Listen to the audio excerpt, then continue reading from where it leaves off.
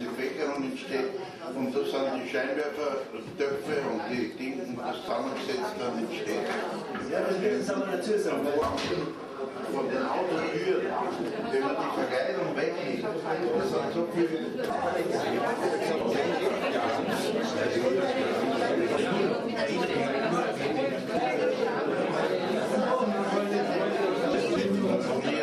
Zusammen, das ist die Fabrik.